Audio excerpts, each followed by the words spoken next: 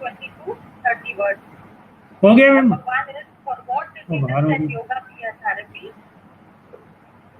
In the first paragraph it is given, yoga can be a therapy for many diseases including cancer, infertility, lung disease, multiple sclerosis, Parkinson's disease, insomnia, high blood pressure and joint pain.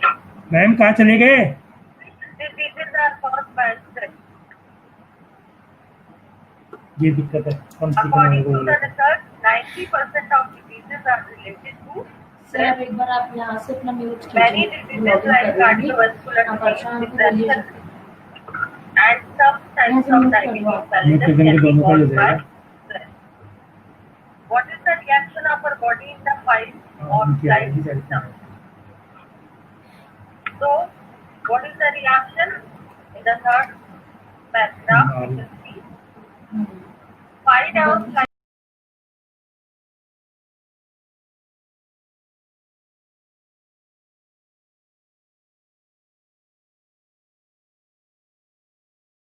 अब हुई कि नहीं हुई sir?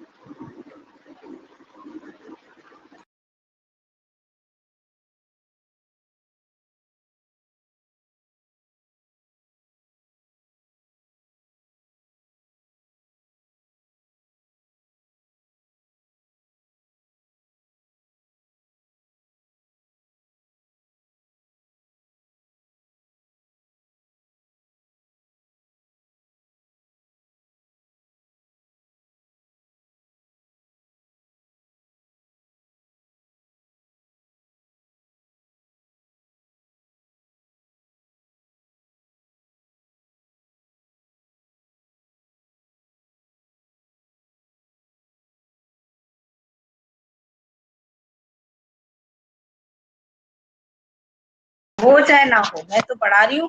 Recording के चक्कर में time waste हो रहा है सर, फालतू है। मेरे से सेटिंग हो नहीं रही। चलो यस, अटेंशन, फिर से ध्यान दो बेटा, डिस्टरबेंस हो गया थोड़ा सा। तो हम पढ़ रहे थे कि वर्तमान में मनुष्य को मनुष्य से ही भय है, और ऐसा भय तो है नहीं कि सामने से आकर कोई उससे कुछ लूट लेगा, बल्कि उनको दूसरे तरीके से भय है कि मनुष्य जो है वो झूठे दस्तावेज या नकली गवाह आदि दिखाकर आपसे कुछ छीन सकता है। तो यहाँ तक हम पढ़ चुके थे। फिर उसके बाद में लेखक कह रहा है कि सभ्यता की वर्तमान स्थिति में एक व्यक्ति को दूसरे से वैसा भय तो नहीं रहा जैसे पहले रहा करता था, और लेकिन अब जो है अब दूसरे तरीके का भय हो गया है। जैसे दो देश हैं, दो देशों के बीच एक सबल देश है, ताकतवर देश है, पावरफुल है, और एक कमजोर देश है। तो उनके बीच पावरफुल देश जो है वो कमजोर देश का शोषण करेगा, इस तरीके का भय हो गया है, या धीरे धीरे उनकी जमीन पर अपना कब्जा करता जाएगा। इस सार्वभौम वणिक वृत्ति से उसका अनर्थ कभी ना होता यदि छात्र वृत्ति उसके लक्ष्य से अपना लक्ष्य भिन्न रखती है। लेखक यहाँ ये कहना चाहते हैं कि ये जो सार्वभौम यानी पूरे संसार में ये वणिक वृत्ति है। वणिक वृत्ति का मतलब है पैसा कमाने की, अधिक से अधिक अपना प्रभुत्व जमाने की जो वृत्ति है, उससे नुकसान कभी नहीं होता अगर हम छात्र धर्म मतलब देश की रक्षा के लिए जो सजग लोग हैं, वो लोग अपना धर्म क्षेत्र अलग रखते, कर्म क्षेत्र अलग रखते। जैसे चाइना को ले लो, चाइना ने आज क्या किया कि उसने पूरे विश्व में अपना पैर पसार रखा है, हर जगह वो अपना कब्जा बढ़ाता जा रहा है। उसने सिर्फ व्यापारिक क्षेत्रों में ही अपना कब्जा नहीं कर रखा, बल्कि वो सीमाएं भी लांघ रहा है, ठीक है ना। तो ये उसकी जो प्रवृत्ति है, उसको अगर वो सैनिक जो है, उनका जो सैन्य बल है, सैन्य बल का काम क्या है? अपने देश की रक्षा करो, शत्रुओं के आक्रमण से बचाओ, देश में कोई विपदा आ रही है उसको सुधारो, ना कि दूसरे देश पे कब्जा करने जाओ। तो अगर क्षत्रिय धर्म को इससे अलग रखा जाता तो फिर इस तरीके का कार्य नहीं होता। वर्तमान में आजकल जो है अर्थोन्माद को शासन के भीतर रखने के लिए छात्र धर्म के उच्च और पवित्र आदर्श को लेकर छात्र संघ की प्रतिष्ठा आवश्यक है। तो ये अर्थोन्माद यानी पैसे का पागलपन है, जो पैसा धन को बढ़ाने का जो लालच या पागलपन है, उसको अगर आप शासन के भीतर, अपने देश के भीतर ही तक रखो ना, तो उसके लिए जरूरी है कि जो क्षात्र धर्म है, क्षत्रियों का जो धर्म है, यानी देश की रक्षा के लिए जो सैन्य बल है, उनके लिए एक आदर्श स्थापित किया जाए और उनके आदर्श की अलग स्थापना हो। मतलब उनके लिए भी कुछ रूल्स रेगुलेशन हो, वो केवल अपना धर्म करे, ना कि वो पैसा बढ़ाने के लिए, दूसरों के देश पे कब्जा करने के लिए वो अपना सैन्य बल प्रयोग करे। यहाँ तक हम पढ़ चुके थे। अब आगे लास्ट पैराग्राफ 40 पेज का। जिस प्रकार सुखी होने का प्रत्येक प्राणी को अधिकार है, उसी प्रकार मुक्त आतंक होने का भी। मुक्त आतंक का मतलब है आतंक से मुक्त होने का, यानी आतंक क्या होता है? डर, भय होता है। तो जैसे सुखी होने का सारे मनुष्यों को अधिकार है, उसी प्रकार आतंक से मुक्त रहने का भी सभी को अधिकार है। पर कर्म क्षेत्र के चक्रव्यूह में पड़कर जिस प्रकार सुखी होना प्रयत्न साध्य होता है, उसी प्रकार निर्भय रहना भी। लेखक क्या कहना चाहते हैं कि हम सब कर्म क्षेत्र के चक्रव्यूह में फंसे हुए हैं, अपने अपने कर्म में कर रहे हैं कार्य, और अगर हम सुखी होना चाहते हैं तो वो हमारा प्रयत्न साध्य है, यानी हमको प्रयत्न करना पड़ेगा। अधिक सुखी होने के लिए हमें और कोशिश करनी पड़ेगी। तो जिस प्रकार सुखी होने के लिए हमको प्रयास करना पड़ता है, तो हमको निर्भय रहने के लिए भी प्रयास करना पड़ेगा। अब निर्भयता के संपादन के लिए दो बातें अपेक्षित हैं। आप निर्भय रहो, इसके लिए दो बातें जरूरी है। पहली तो यह कि दूसरों के हमसे किसी प्रकार का भय या कष्ट ना हो। दूसरी यह कि हमको कष्ट या भय पहुंचाने का साहस ना कर सके। इसमें दो ही बातें। पहली बात तो आप किसी को भयभीत या आतंकित ना करो, नहीं तो वो बदले में फिर करेगा। तो कहने का मतलब कि निर्भयता अगर आपको रखनी है तो उसके लिए पहली बात तो यह है कि दूसरों को हमसे किसी प्रकार का भय या कष्ट ना रहे, यानी सामने वाले को हमसे कोई भयभीत होने का कारण ना हो। और दूसरी बात कि हमको कोई कष्ट या भय ना पहुंचा सके, यानी हम किसी को कष्ट भय ना दे और दूसरा भी हमको कष्ट और भयभीत ना कर सके। इनमें से एक का संबंध उत्कृष्ट शील से है और दूसरी का शक्ति और पुरुषार्थ से। अब ये दोनों ही बातों का संबंध एक तो उत्कृष्ट शील से है। उत्कृष्ट मतलब बहुत उच्च कोटि का, शील मतलब सज्जनता, सदाचार, और दूसरा है शक्ति और पुरुषार्थ। अब देखो, सबसे पहली बात कि दूसरों को हमसे भय ना हो, कोई हमसे डरे ना। इसके लिए जरूरी है कि हमारा चरित्र बहुत स्ट्रांग हो, हमारा चरित्र बहुत अच्छा हो, सज्जन हो हम, तभी तो कोई हमसे नहीं डरेगा। अगर हम दुर्जन होंगे, हम बुरे होंगे, तो सब कोई हमसे डरेंगे ना। तो हम बहुत ही अच्छे, सज्जन और अच्छे हों, शीलवान हो, तभी दूसरा हमसे नहीं डरेगा। और दूसरी बात है कि कोई दूसरा हमें कष्ट पहुंचाने का साहस नहीं करे। उसके लिए हमारे पास शक्ति, पुरुषार्थ होना चाहिए। हम ताकतवर हैं, पावरफुल हैं, तो किसकी हिम्मत है जो हमको कष्ट दे। इस संसार में किसी को न डराने से ही डरने की संभावना दूर नहीं हो सकती। यानी ऐसा नहीं है कि आप किसी को डरा दे तो ही आप फिर किसी से नहीं डरेंगे, ये संभावना दूर नहीं हो सकती। साधु से साधु प्रकृति वाले को क्रूर लोभियों से क्लेश पहुंचता है। साधु से साधु प्रकृति वाले को मतलब एकदम बहुत सज्जन से सज्जन मनुष्य है, बहुत ही सीधा सज्जन प्राणी है, उस स्वभाव वाले व्यक्ति को भी दुख मिल सकता है। ऐसा नहीं कि बहुत अच्छा सीधा साधा है तो उसको दुख ही ना मिले, उसको भी दुख मिल सकता है। किससे? क्रूर लोभियों से, जो बहुत लालची हैं, क्रूर कठोर हृदय के हैं, लालची हैं, वो भी उनको दुख पहुंचा सकते हैं। अतः उसके प्रयत्नों को विफल या भय संचार द्वारा रोकने की आवश्यकता से हम नहीं बच सकते। तो इसलिए हमारे अंदर शक्ति भी होनी चाहिए, सज्जन होने के साथ साथ शक्ति का गुण भी होना चाहिए, ताकि हम उसके प्रयत्नों को विफल कर सकें। यानी वो जो हम पर हमें दुख देने का जो प्रयास कर रहा है, उसको हम विफल कर दें। या भय संचार द्वारा रोकने की, यानी उसके द्वारा जो हमारे अंदर भय हो रहा है, उसको हम तभी रोक पाएंगे जब हमारे अंदर शक्ति होगी। तो कुल मिलाकर पूरे पाठ में लेखक ने भय से संबंधित बात बताई है। अब पूरे पाठ में आपको सबको समझ में आ गया? कहीं कोई पैराग्राफ समझ में नहीं आया तो आप पेज नंबर और पैराग्राफ नंबर बता दो, मैं एक्सप्लेन कर दूंगी। नहीं तो फिर आज क्वेश्चन आंसर हम करते हैं। क्वेश्चन आंसर्स फिर आपको कॉपी में करने, मैं एक्सप्लेन कर दूंगी।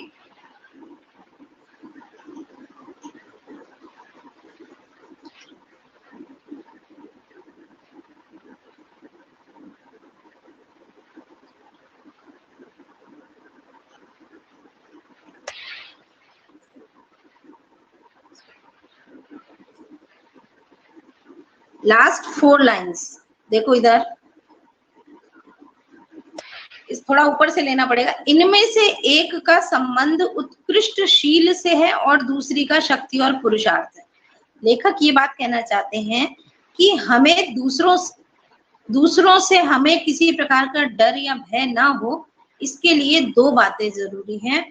पहली का संबंध तो हमारे उत्कृष्ट शील से, यानी हमारा उच्च कोटि की सज्जनता, हमारे अंदर हम इतने शीलवान हो, इतने सज्जन हो कि दूसरा व्यक्ति हमें भयभीत ना करे। ठीक है, हम सज्जन हैं तो हम अच्छे हैं, तो हमसे कोई डरेगा भी नहीं और हमें उससे भय भी नहीं होगा। दूसरी बात, दूसरी का शक्ति और पुरुषार्थ से, और दूसरी है शक्ति और पुरुषार्थ। हमारे अंदर शक्ति और पुरुषार्थ भी होना चाहिए। भाई पहली बात, आपको किसी से कष्ट ना मिले, आपको किसी प्रकार का कष्ट ना हो, तो इसके लिए आपका सज्जन होना जरूरी है।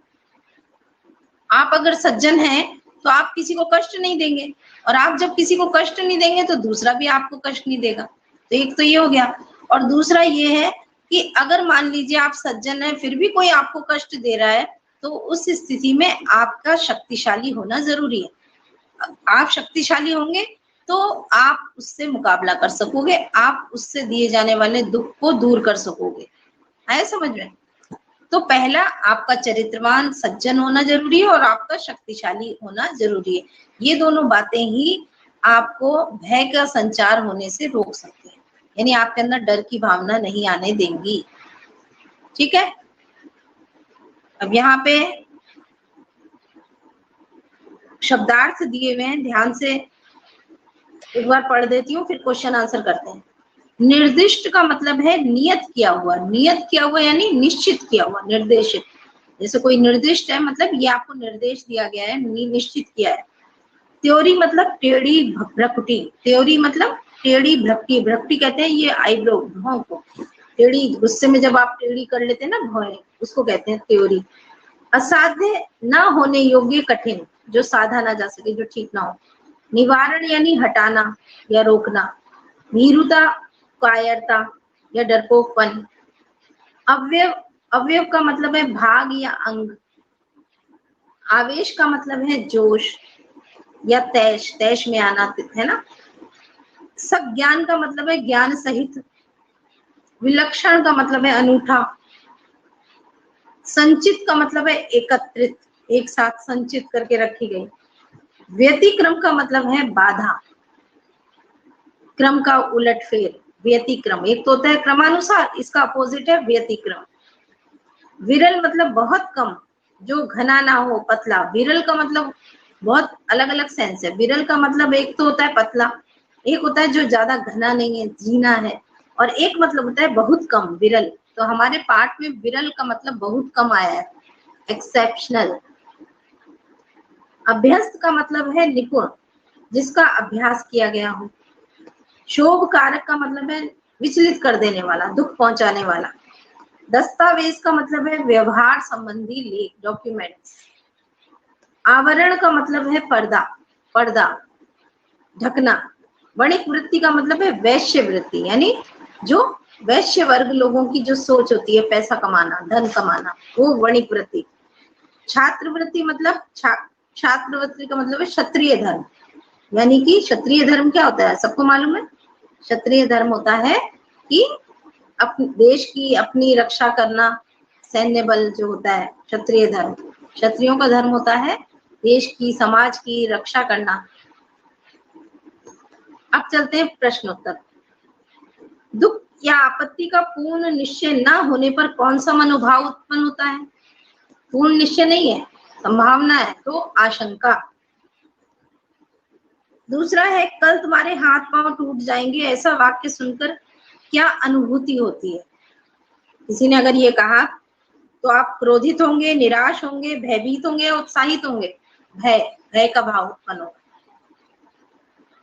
साहसी व्यक्ति कठिनाई में फंस जाने पर क्या करता है?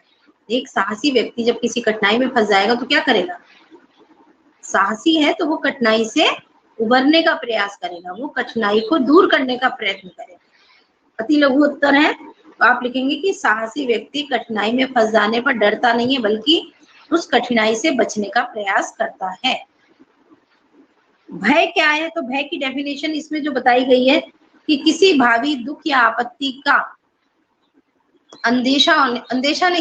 किसी भावी दुख या आपत्ति का निश्चय होने पर मन में जो एक आवेश पूर्ण और एक स्तंभ कारक जो मनोविकार उत्पन्न होता है, उसे भय कहते हैं। ठीक है, ये इसको सरल शब्दों में ये कह सकते हैं, किसी भावी संकट का आभास होने से उससे बचने के लिए हम जो प्रयास करते हैं या जो मनोविकार मन में उत्पन्न होता है, उसे भय कहते हैं। फिर है क्रोध और भय में क्या अंतर है? क्रोध और भय में, क्रोध के अंतर्गत हमें कारण का ज्ञान होता है, जिस कारण से भय मिल रहा है उसके कारण का ज्ञान होता है, जबकि भय के अंतर्गत हमें कारण का ज्ञान होना जरूरी नहीं है। इतना मालूम होना चाहिए कि हाँ, ये चीज से हमें दुख या भय होगा। ठीक है ना, तो यही अंतर है इनमें कि क्रोध के अंदर दुख या आपत्ति के कारण का ज्ञान होता है, जो उसको कारण यानी देने वाला है, जो उसके कारण का पता होता है, जबकि भय के अंतर्गत हमें उस दुख या आपत्ति के कारण का पता नहीं होता। हमें ये नहीं पता होता है कि ये दुख मिलेगा, किस वजह से मिला है ये नहीं पता चलता। यही दोनों में अंतर। चौथा प्रश्न, भय भीरुता में कब बदल जाता है? बताया था जब स्वभावगत हो जाता है, यानी जब हमारा स्वभाव ही बन जाता है कि हम हर चीज से डरने लगते हैं, भयभीत होते हैं। तो जब भय स्वभाव में ही शामिल हो जाता है तो वो कायरता बन जाता है। ठीक है, भीरुता का मतलब कायरता। ऐसी कौन सी भीरुता है जिसकी प्रशंसा होती है? धर्म भीरुता। धर्म से डरने वाले जो होते हैं उनको धर्म भीरु कहा जाता है, और ये कहलाती है धर्म भीरुता। तो धर्म भीरुता ऐसी है जिसकी हमेशा प्रशंसा होती है। अब आ जाइए लघुतरात्मक प्रश्न में। लघुतरात्मक प्रश्न पहला है, आशंका और भय में अंतर स्पष्ट कीजिए। आशंका और भय दो चीजें हैं, दोनों भय से ही उत्पन्न होते हैं, भय से ही भय है और आशंका भी है, लेकिन फिर भी इनमें कुछ छोटा सा अंतर है। तो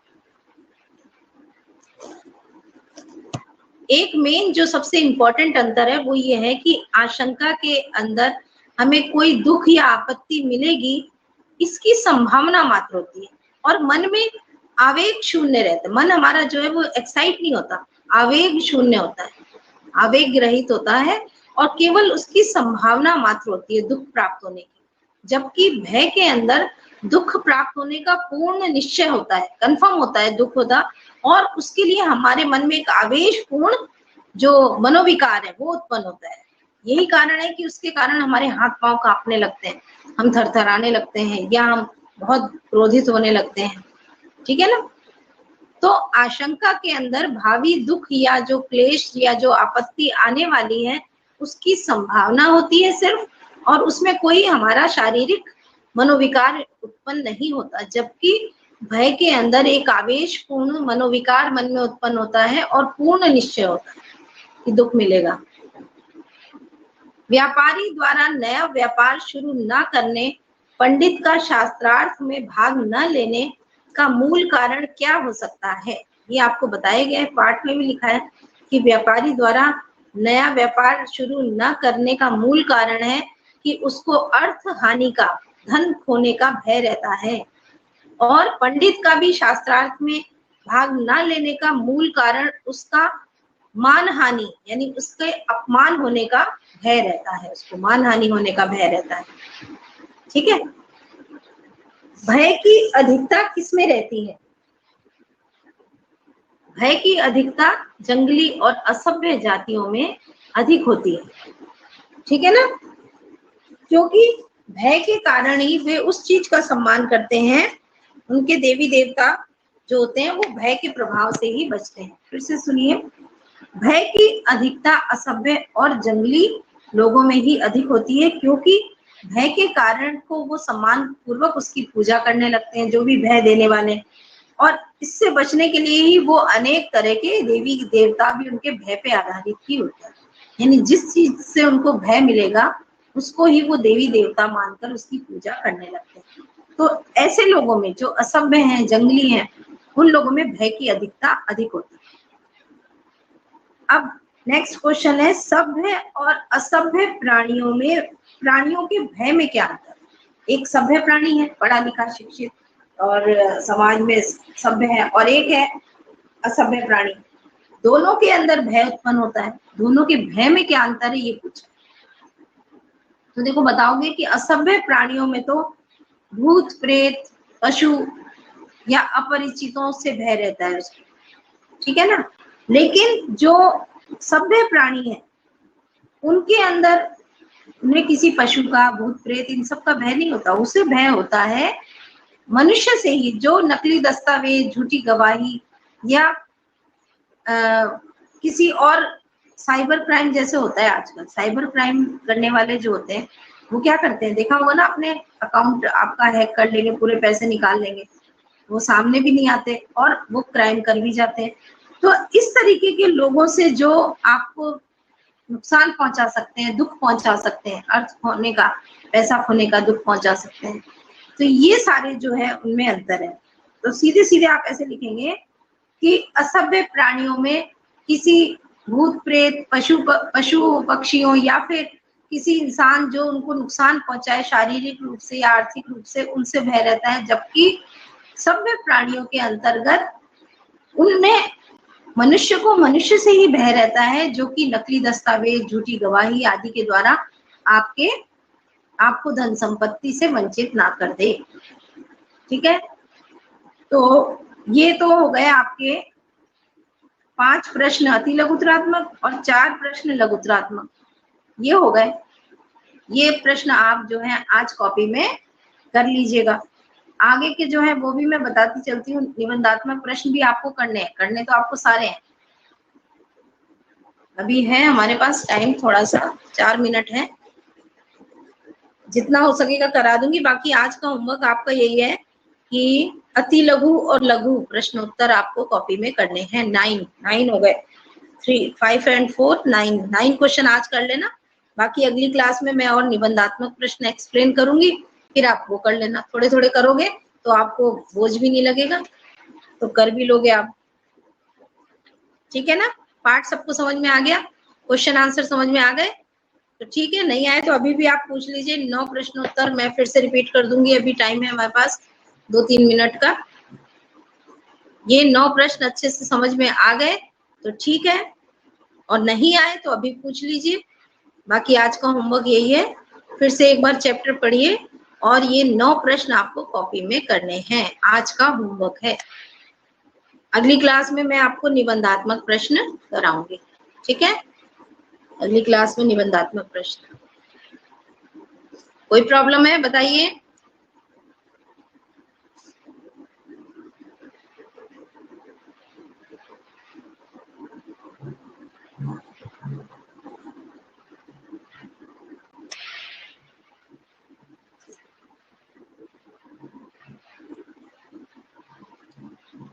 नहीं है कोई प्रॉब्लम, पार्ट अच्छे से समझ में आ गया, बहुत अच्छी बात है। तो फिर चलते हैं। Okay, bye, C you.